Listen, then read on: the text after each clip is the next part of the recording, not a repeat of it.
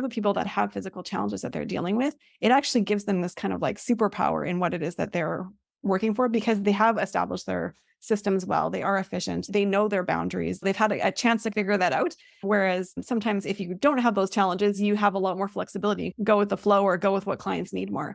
I think there's a lot of opportunity there just to learn from other people and see why people are good at certain things and take that and run with it and be like, you know what, that's actually like the superpower because of this thing that looks like it could potentially be a weakness. Welcome to the Elizabeth Yang Show, where we explore the benefits of diverse leaders expanding your brand authority online to create massive impact and happy sales. Now, let's dive in because your legendary life is waiting. Hello there, it's Elizabeth. So excited to bring to you Kari Poppleton in just a moment here. In today's episode, I want to share with you a really amazing story through Kari.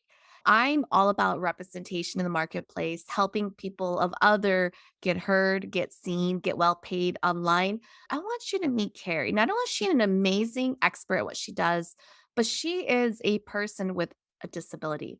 And we're going to dig deep into how she has created an online business that has allowed her to work through her disability, create a business that she loves. She's also a mom. She's also so many different things. I want to just ask you to hang on here. I really hear her story, her journey, and how she used the online business space to really create the freedom to support the life and the business that she loves. So, Kari, thanks for being on today. Thank you so much for having me. I'm super excited to be here. Where are you tuning in from? So I'm actually in Winnipeg, Canada. So we're 1 hour north of the US border. Oh, yes. I love my Canadians. So, Kari is a certified director of operations and certified dashboard designer. She's passionate about helping online business owners understand their numbers so they can make data driven decisions. From the time she started an e commerce company over a dozen years ago, and through the years of supporting 6 to 7 figure entrepreneurs with streamlining and systematizing their business operations, she's had firsthand experience with the importance of identifying a business's key numbers and tracking them reliably. So that's what she does at the day job, so to speak. But behind this business, behind all of this, I hope that what we can dig into in this episode is really your journey of like how you got here, how you created this business, this data driven, certified dashboard designer role that's really just giving you the flexibility. I don't know, the empowerment, maybe, if that's the better word for you in your business. So, Kari, how long have you been in the online space? Outside of my e-commerce business, I've been in this space for about 4.5 years. It kind of came about as I was digging in to see how I could support my e-commerce business better and realizing that there was so much more opportunity out there that I could use those skills I had used running that business to be able to go and actually help other entrepreneurs. It was like this light bulb moment of realizing that there was so much more out there. I kind of fell down the rabbit hole in it. I've had a chance to work in kind of a lot of different support areas in businesses. And through that and working with unbelievably amazing clients, recognizing that numbers are a spot where a lot of people have a little bit of trouble and they're not super comfortable with it. It's not something they're very excited about, but it's so incredibly important for them to be able to understand so that they can make great decisions in their businesses.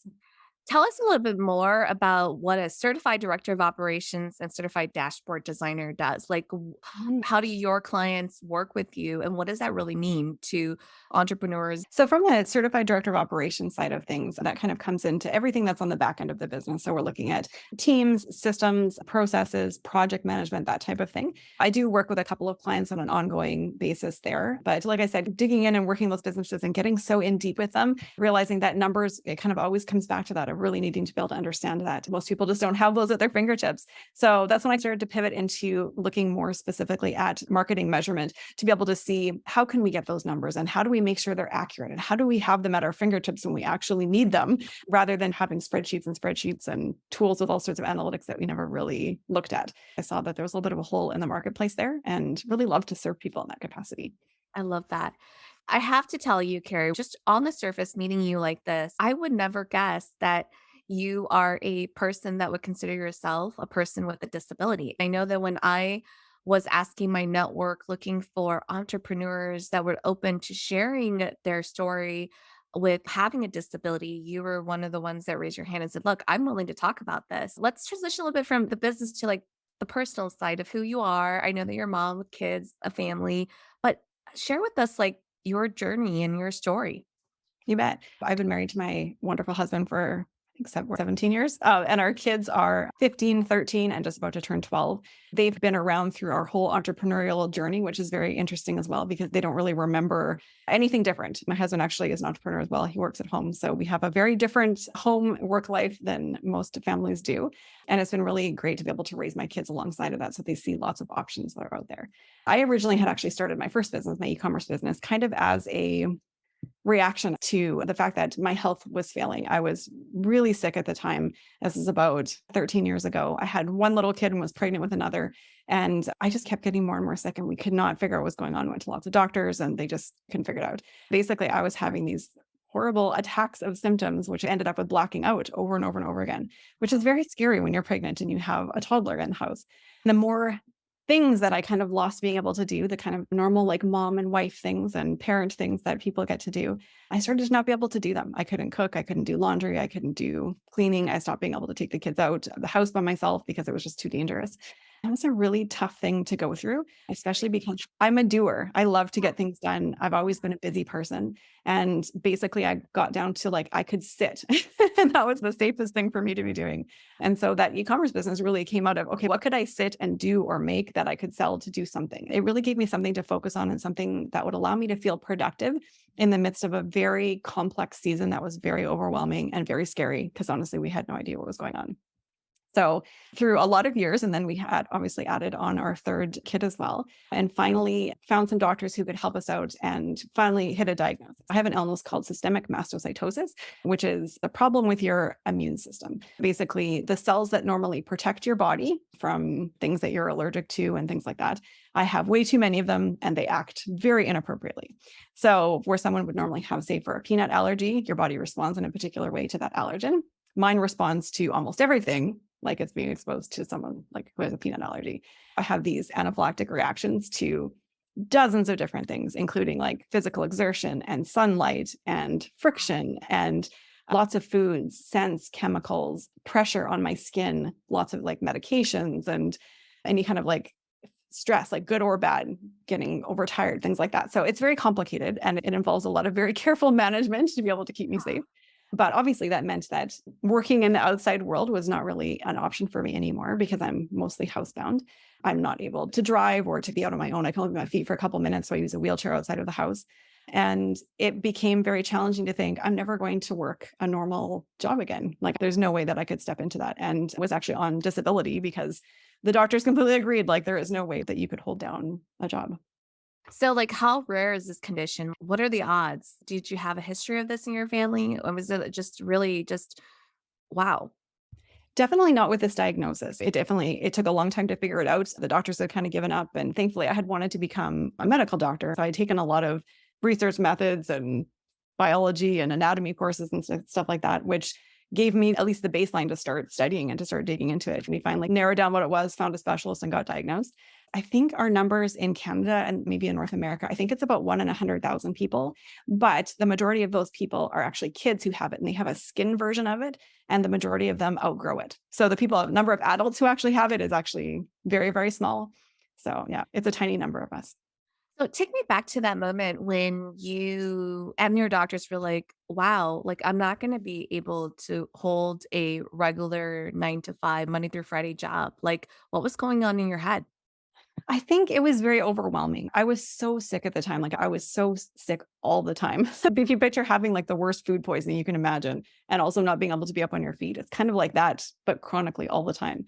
We were scared because we didn't know if it was anything that was going to be life threatening in the very near future. We had a whole bunch of little kids that we were taking care of. It was scary. And I think it was daunting to think about the fact that the dreams that I had for the things that I wanted to be able to accomplish and the way that I wanted to serve people, impact people's lives was going to be narrowed and not have an opportunity to get beyond that later on because there's not a cure for this. It doesn't get better. We get to the point of the best stability that there is. It's not going to shorten my life in any way. So when you think about that and you're like, I have a lot of years ahead of me and I don't want to sit on the couch for all of them. I want to do something and be productive and help. So when was that turning point where you're like, wow, I can really do this online business thing? I think it really was when I realized I could help other businesses with social media because that's what I had been doing some of the work for my e-commerce business anyway. And then realized, oh, I could help other people with this. And my e-commerce company, it wasn't bringing in a lot of money. It really was a very side hustle that was just kind of giving me enough to do. But I remember going to my husband and saying, I think I could legitimately do this and serve other people in this capacity. And then started having that little inkling of being able to dream again in the tiniest little bit. And I said, can you imagine if I could make enough to replace my disability income? Which was not a lot of money. But that was the first dream was like, wouldn't that be amazing if I could get off disability and work my way off of that? And so within the first year, I had done that and I was able to transition off of Wow. disability. And I have to say, Congratulations. thank You you. saw this glimpse of hope and Mhm. you were like, what if I could replace my disability income with this? If I could do that, obviously you can go beyond that, right? Definitely. And at that time, I wasn't even thinking beyond it. I really was just thinking that first step, like that would be amazing. Within the time periods I was able to work and the few hours a week that I was able to actually be able to do things productively. By the end of that year, I was off it. And the change for me of being able to let go of that and to be able to like hope for the future and to be able to say, I'm going to let go of that support and be able to step forward, it had a bigger impact on me than I ever would have known until I literally got my last check and they're like, you're done. And it was like, this feeling of like hope and being able to like breathe again. I didn't expect that. I didn't foresee that coming. It was such a great moment for us. Yeah, it's so huge. I grew up with an aunt who had a disability, polio, as a kid. So she walked with a limp, but she was one of the most courageous, empowering women that I grew up with. But to see someone with a disability, the way that society treats them, Mhm. like it was so hard as a kid for me growing up. And I didn't quite understand it until I got older. For her, her heart was always to serve. I hear that a lot with you and to make an impact. I really, truly, genuinely, as a kid, like even now, I don't know how she got through it, but I love what you shared, which is the sense of hopelessness. But you didn't even realize, some people don't even realize how hopeless you feel until you start to see this glimmer of hope. And you're like, oh my gosh, I didn't even know that was the case. But through my aunt's work and, I've supported her work with working with people with disability, it's so important for I think all humans to feel like they can make a meaningful contribution. We genuinely want to make a meaningful contribution. We genuinely want to be able to support and take care of ourselves. So for you to get to that point where you hit that huge milestone for you, which was just to replace your income with disability, it's huge. So where did it go from here? Where did it start to evolve? Because we're talking about business. We're talking about the online business being a really great alternative. But I also think that, my experience working with people with disabilities is that our self worth comes into play Mhm. and the ability to charge more and even feel like you're worthy to charge that much. Mhm. Like, did that show up in your business? And how did it show up in your business? Absolutely. And I think it's something that I still have to fight against a tiny little bit. There's still a little part of me that goes, oh, but I'm just this disabled mom from Winnipeg. Who am I to do those things? It was a huge challenge, especially at the beginning, because I think it was hard for me to see how my previous experience and knowledge really applied in the online space because I was learning so much and it was so fast. And I honestly was just so excited to have an opportunity that I was willing to work for not a lot of money because I was just so excited. I was like, oh, but I can do it from home. That's just amazing. I think it's just been a progression over the years of stepping into different positions and taking on more responsibility and realizing where my zone of genius is and how I can really have an impact on those businesses in the most amazing way. And then realizing as I went along that the amount that I charge for that needs to match the value that it's bringing to those businesses. Because if you're charged way too low, people also don't really understand the expertise that you have as you're bringing into the business either. It's definitely the mindset part of this has been probably the biggest hurdle to overcome. And recognizing that just because I physically can't do things here doesn't mean that my brain isn't still able to do all of the work and to support my clients in the way that I want to be able to. I started off too of not really wanting to let anybody know about my illness because I was really concerned that people would hear that and think she's not going to be reliable, kind of look down on that and think that there's something wrong with that. I have to say that, except for one experience that I've had in the past 4.5 years, every single person has not only not had a problem with it, but they have been so encouraging and supportive. And that is amazing that you do that in spite of all of the challenges that you face. It's actually made our working relationships better than before they knew. That was a big thing for me, was telling people in the first place and letting that out there slowly with the clients I had worked with for a long time. Because at first I think I felt I had to prove myself before I let them know that I was disabled, rather than them knowing that up front. How did you find your courage to finally get to that point where you're like, I don't need to prove myself. I should be transparent up front. And the clients that are meant for me will still embrace it, or they're not for me. How did you find that courage? That's such a good question. I think it came from two different areas. One was really being in community with other people who were business owners, and for them hearing my story, and for me carefully saying, does that change how you would look at me? Does that change if you would hire me? They all looked at me shocked and said, no, if anything, we respect you more because we know that you can fight through this and you can handle this. You're going to be able to handle anything we throw at you. So I think Wow. that was part of it, of getting that reassurance from other entrepreneurs too, and seeing it through their eyes, as well as looking at how I view other entrepreneurs that have challenges. And it wasn't like I was looking at them and thinking, oh, they're not going to be reliable. It was the opposite too. And just realizing that my perception and everyone else's perceptions were very aligned. I think that was part of it. The one negative experience that I had where someone didn't want to work with me after they found out, I think that was actually an amazing catalyst for me owning it more and realizing where my boundary was. Boundaries are really important to me. Oftentimes we can define the boundaries easier when we look at things that are not okay to us. Sometimes that's easier than looking at the things that the positive side of the boundary. And when that happened and that experience happened with that client, that definitely was a boundary for me of, that is completely fine that you feel that way. And I'm so happy that I know that now, so that we don't continue the working relationship. It made me much more confident going forward, of recognizing that if somebody finds out and they don't want to work with me, that's completely fine. They are not my people. There are people out there that are, and that's okay.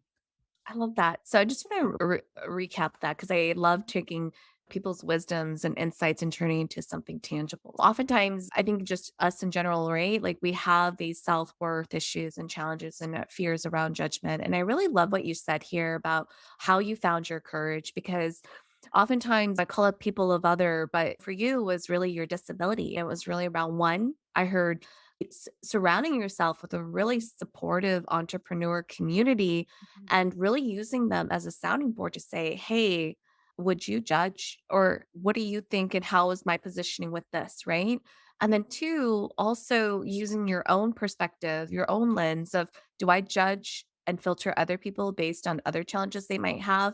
And then reconciling that. I love how you said, too, like, how this one negative experience, you turned it around. And it actually, what I heard was it made you even stronger in your conviction. No longer are you waiting to prove yourself and say, oh, by the way, I have this disability. But you're like, no, I'm going to move that to the upfront. It's either you're in or you're out. It's just better for us to get that out of the way so that everyone's like on board. So I really love how you leverage that negative experience to get even clearer on what your conviction is and what you stand for. I think part of it too, I mean, it's not like I go into a client call when I'm first meeting them and say, hey, just so you know, I'm disabled. But I guess it's more out there in terms of on social media. I talk about it and I talk about it on my stories and things like that, because it's just so much a part of who I am. I don't get to do the normal mom things. I'm not dropping kids off in the morning at school, and I'm not in the line at Starbucks picking up coffee and things like that. We live a very different life. So it's not like I hide that. That being said, though, it is very different because online, you see what people present to you, right? When I meet people in person, they obviously can tell I'm in a wheelchair because they can see it. Whereas online, you don't get to see that as much. I'm just much more comfortable having conversations about it and really trying to encourage other people who are disabled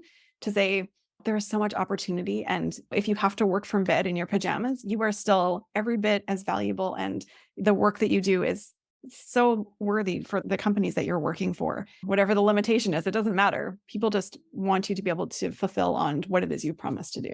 Absolutely. Let's go back to pricing and sales. What's your best advice if someone is a person that has a disability, wants to start their business, and they're like, I just feel so uncertain and I don't have the confidence to be charging my worth. I know I should be charging. Like, what's your best advice for them?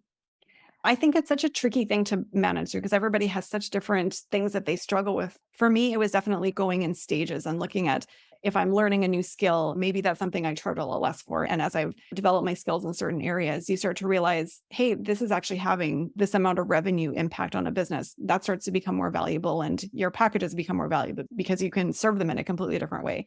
I went from making $15 an hour to most of my packages now start mid four figures minimum to be able to come in and do data implementation and mapping projects. But it was a process. Like it really is. And I don't think you wake up one day and all of a sudden you say, now I'm going to charge $15,000. It's a process because we grow into the people who are able to charge that. And not only in terms of our skills and the value we bring to the business, but also as a person feeling comfortable and confident with that, knowing that you can deliver that amount of value to your clients. That's huge. And I love what you said there is that one, everyone is different and everyone has a different threshold, if you will. I think the important thing is to have a goal to grow into it, not to just let it, we'll see how it goes, but really like, I want to set a goal of being able to charge this much and I want to grow into it. Whether it's, do I need the experience? Charging a little bit less to get the experience, to get the confidence to get there? Do I need to invest in the certification and to build the competency to get there?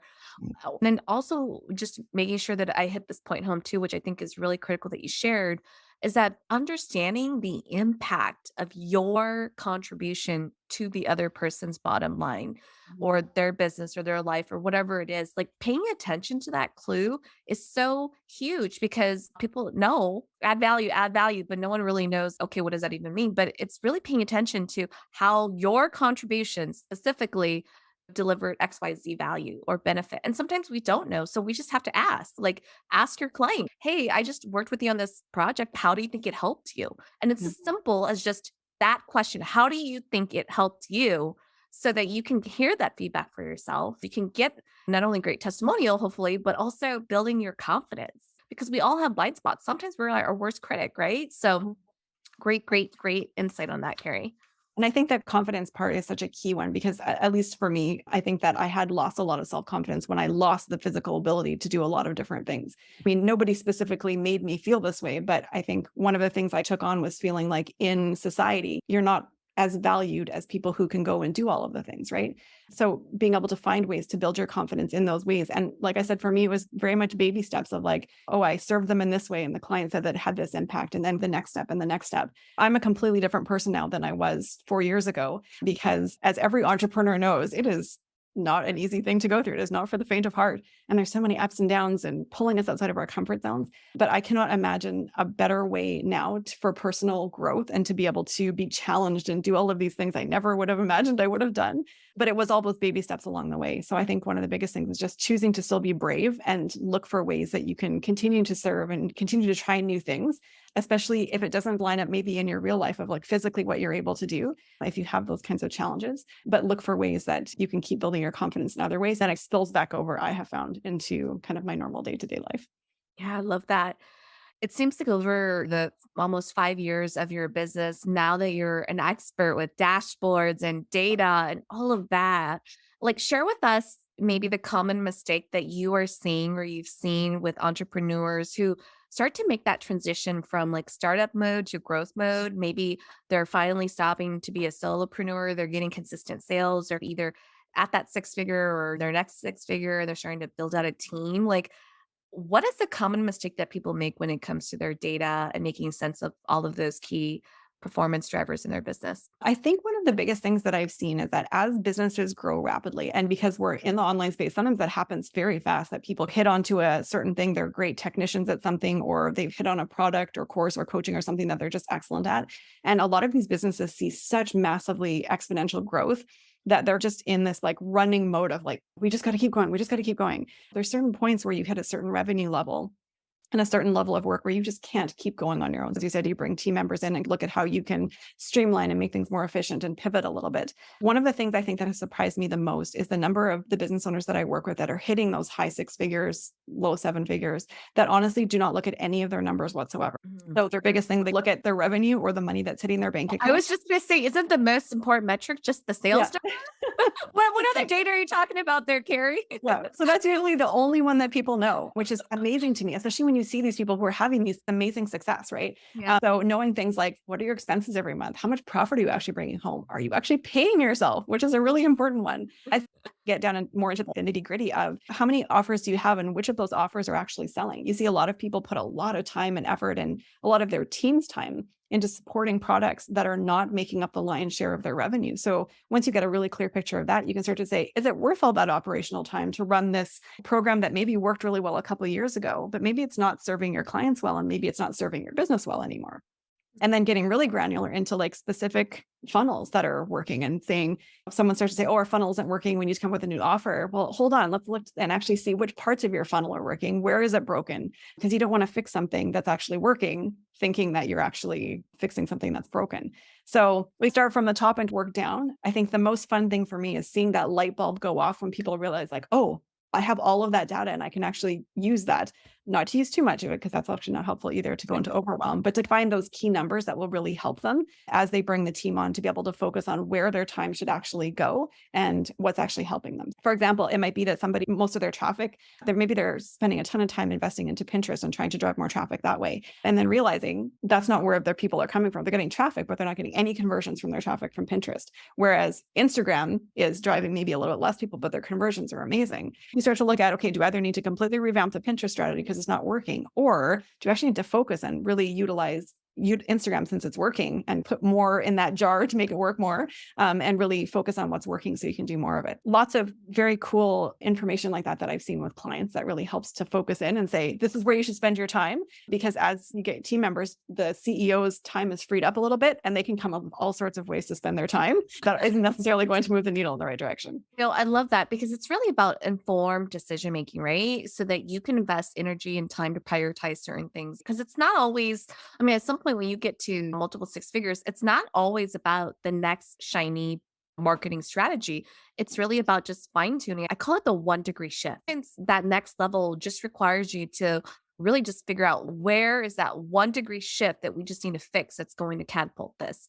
And it's not like having to rebuild like a brand new funnel or like what you said, like a new offer. I think most importantly too, like without the metrics, I've found, at least working with my clients, I don't know if this is true for you, is that without the metrics, you honestly can't effectively manage a team. Like you don't know how people are truly contributing to your business. And especially female entrepreneurs actually get really shaky with decision making about letting people go or letting people stay. I found, especially working with female entrepreneurs, that they'll get into this, if only I mentored them more, if only I coached them more, if only I gave more, maybe they'll get better. I think just having those key insights or data to help you better manage your team so that you know where those boundaries are and that there's a transparency. That way, it just allows you to make a much more informed decision about who stays and who needs to go. And honestly, like how much you have given. And maybe now it's just really, you got to just cut your losses. So Wow. huge as we grow our business. Absolutely. And you get so much clarity from your numbers, but you also get so much stability. That part maybe we don't talk about enough,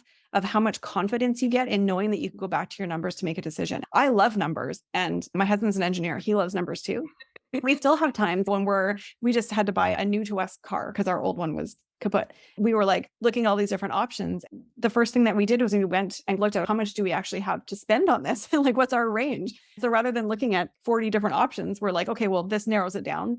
And then what are the specifications we need? That narrows it down. Oftentimes we try to avoid getting those actual data points and we just make decisions off of gut feeling, but it often doesn't feel completely confident because you're just not quite sure. If you're like, well, I think we had 600 registrations for that webinar last year. And so we probably converted at about 5%. It's so much different if you can actually go and say, this is actually our conversion rate. So let's make decisions based off of that. It's so stabilizing and it gives you so much more confidence moving forward when you literally can look at the number and there's no feelings in numbers. The numbers aren't saying something is bad or good or whatever. They just are. It makes things so much less scary.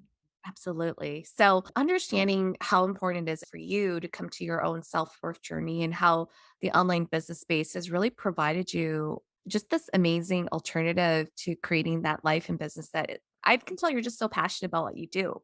And I think that's so inspiring, Carrie. When I first met you and I said, we could talk for hours, but like the intent of this was just really to share your story and just to say, this is really inspiring. You can geek out on things that you really enjoy. You can bring your strength to the table. Your disability does not need to limit you. And the online space allows us options, which I think at the end of the day, that's what people just want more of, is just the ability to have an option to choose and make the best decision for themselves. Absolutely. And just because they physically can't do one thing doesn't mean that they can't go and do something else. There's other opportunities. We just have to find that one thing that you can do. And maybe it is only one, right? Very, very limited in the things that I'm able to do, but I can do this. And so I want to choose to do it well and to serve people well and to do it with excellence because that's the thing that I can do. I'm choosing to do that. So clearly, being your own entrepreneur, business owner, you have control over your schedule, capacity, flexibility. How's that showing up for you with being a mom with kids and a family? So it's a little tricky when the kids are home. So when they've been home this summer, we As definitely have always, yeah. a lot of juggling. Like I said, my husband works at home too. So there's a lot of that. It's a little bit easier now that my kids are older. One of the things that's been working well is to have set office hours because I was finding that I was feeling that guilt of when I was working, I wasn't with the kids, and then was with kids, I wasn't working. So having more set office hours have been really great. In terms of my own personal boundaries and well-being, I don't work mornings because my body doesn't function well in the morning. I only take client calls and basically work in the afternoons or sometimes after everybody goes to bed because I'm a huge night owl. So it's been a lot of flexibility and just trying to figure out what really does work best for me, and then trying to find the clients that work along with that. So unfortunately, it means sometimes I don't get to work with people in Europe because their workday is over by the time that I started taking calls. That was a tough decision I had to make to know that it was going to be more sustainable for me. I was actually going to be able to serve them better if I wasn't getting overtired and getting sick because I shouldn't have been, that type of thing. My kids are unbelievably supportive of all of it and they love to cheer me on. And it's a real joy to be able to do something that enables them to see too that just because I can't do a lot of different things doesn't mean I'm going to choose to do nothing. Yeah. Yeah. You are so leading by example as a mom, as a parent, right? You're demonstrating to them what resiliency looks like and how your disability and your challenges isn't limiting you. I know when I became an entrepreneur, it was really like, I want to lead by example. I often say my kids don't listen to me as often as I would like, but they do learn our values through seeing us in action. And what a great way for your kids to learn about resiliency and overcoming challenges and setbacks through your own real example of life. Thank you. That's very encouraging. And we don't know what their lives are going to look like or what kind of challenges they're going to have to overcome and that type of thing. So I think building resiliency into them early and having them see that you still can push forward even when things are hard or when they're challenging or when it's different than what you expected it to be. I think that's such a positive thing for them. And it just changes their perspective so much, especially in these formative teenage years that we're in the midst of. I gotta tell you, because we know we're talking about parenting, we're talking about motherhood. Even for my own kids, seeing me have an online business and knowing that's an option and it's a viable income stream, it's like somehow it just makes them feel a little bit more empowered that I don't have to just get that 8 to 5 job. That if my mom can do it, I can do it too. And my kids are definitely a lot savvier online than I am. So at the end of the day, you realize that what you want for yourself is that the more possibilities really comes through options. Was really inspired by your story, Carrie, because again, the first time I met you, what I really appreciate from you is that just the positive, optimistic sort of vibe that I get from you. You're smiling. And like I said, like on virtual online, I would have never guessed you were in a wheelchair or that you need to be in a wheelchair. Right. So just to be able to just have this conversation, keep it really real, and like, hopefully inspire other people who have disabilities to say, look, like if someone like Carrie can do it, there's hope, there's possibility for you. And what I heard a lot in what you were saying was just surround yourself with a very supportive community, especially in the online space. There's tons of online communities to be a part of. You also shared self awareness, just really understanding what your strengths are, what geeks you out with passion, what lights you up, knowing what your body needs from a health perspective because of your disability, knowing your own limitations, but also owning and being transparent with the clients so that they know what you're capable of and what you may not, or where you may have opportunities and where you may not. What would be your advice to this person that is looking to hire and then all of a sudden discovers that, hey, this person has a disability? I don't think people are judgmental or discriminatory on purpose. I think a lot of it is just unfamiliarity, unknown, maybe a little bit of just blind spots or just fear of not doing the right thing. Like, what advice would you share with that person about working with another person that has a disability? That's a really good question. I think the biggest thing is just starting to come to a point of understanding because, like you said, I think oftentimes we don't know what we don't know. I didn't know before I started using a wheelchair outside the house that when you go to most stores, you can't see the numbers on the pin pad when you're using a debit machine because they're locked in a position that you can't actually see. Like, I would never have thought of that. And how many years did I spend walking through stores and never giving a thought to the fact that that would be a hindrance for someone else? I think, especially for business owners that are hiring people that are open about their disability, I think that you can kind of gauge how much do you really need to know? Are you confident in the fact that they're going to be able to deliver what it is that they're going to do? If they're a copywriter, or if they're a sales coach or whatever, if you're seeing that they're getting those results for other people, why would that need to play into the fact that they are dealing with some other challenge? Oftentimes, what I have seen too is that for the people that have physical challenges that they're dealing with, it actually gives them this kind of like superpower in what it is that they're working for, because they have established their systems well. They are efficient. They know their boundaries. They've had a chance to figure that out. Whereas sometimes if you don't have those challenges, you have a lot more flexibility, go with the flow or go with what clients need more. I think there's a lot of opportunity there just to learn from other people and see why people are good at certain things and take that and run with it and be like, you know what, that's actually like the superpower because of this thing that looks like it could potentially be a weakness. The online space has become a very safe place, at least it has been for me, of being open about it. Like I said, everyone's been very encouraging. And I feel like in that space in general, there is a lot more of a mentality of encouraging people to grow their businesses and to find the thing that works for them. It's just not looked down upon in the same way. So if someone is catching this and they are disabled, I would really encourage you to look for the thing that that lights you up, that you can do, that makes you happy, that you can use to serve people well and to really make an impact. Find a way to be able to take that to the people who need it the most, because there's people out there who need the solution that you have. And if you don't bring it to the marketplace, they're going to suffer because you're not offering that solution to them.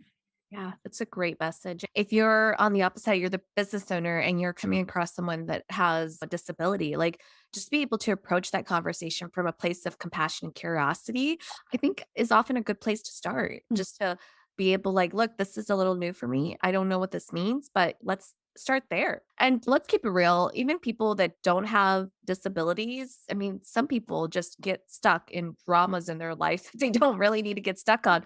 And that also impacts the job, right? So evaluate the person based on a place of curiosity and compassion to listen. And then also giving them the benefit of the doubt to say, okay, I love what you said. Have they delivered the work? What are their clients saying about them? What is that proof that they can deliver that? That's so huge, just to be able to extend a little bit of more patience, just getting to know each other and seeing if it's a good fit for you and your business before making any decision to move forward, right? Absolutely. Yeah, absolutely.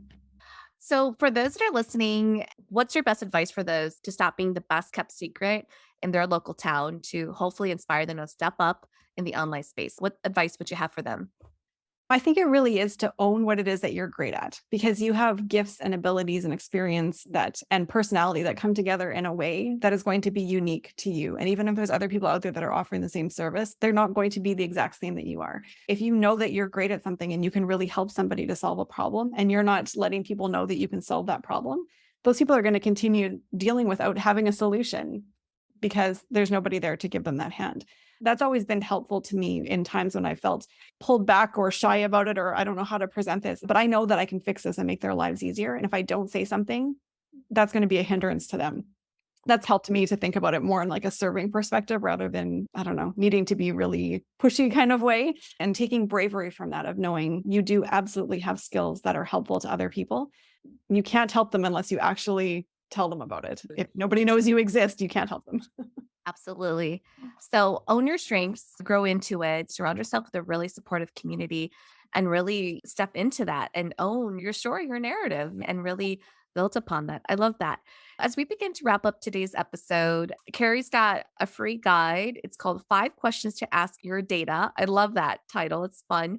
We're going to go ahead and post the link here for folks to download the free guide. What is the best way to get in touch with you if folks would like to reach out? You bet. So either on my website or just on Instagram, I'm at Kari Poppleton on Instagram. Message me there and I'm happy to chat about all of the things, but especially numbers and data. I totally love that. It's one of the things I love getting to dig into. Thank you so much for being on today. I really appreciate your time. Your story is just so inspiring. So I hope that if you're listening to this and this really inspired you, share this with another person. I think that we have to support each other when we start to see stories that moved us, stories that made us maybe shift and think differently in our business and how we're showing up with our own self-worth and our own visibility. So do me a favor, share this with someone that you think could benefit from hearing Kari's inspiring story and her journey with her online business. And with that, don't forget that you don't need to have money to leave a legacy, but I often say you do need to have happy sales to create legendary living now. A lot of that is owning your self worth, owning your strength, and being able to charge and create a business that allows you the financial freedom to create the life that you love and be able to invest in the causes and communities that you care about. So thanks for tuning in today, and we will catch you next time. If you are leaving this episode feeling inspired to uplevel online and make happy sales happen, be sure to hit the subscribe button so you never miss an episode. Now go out and take those steps to build your legendary life.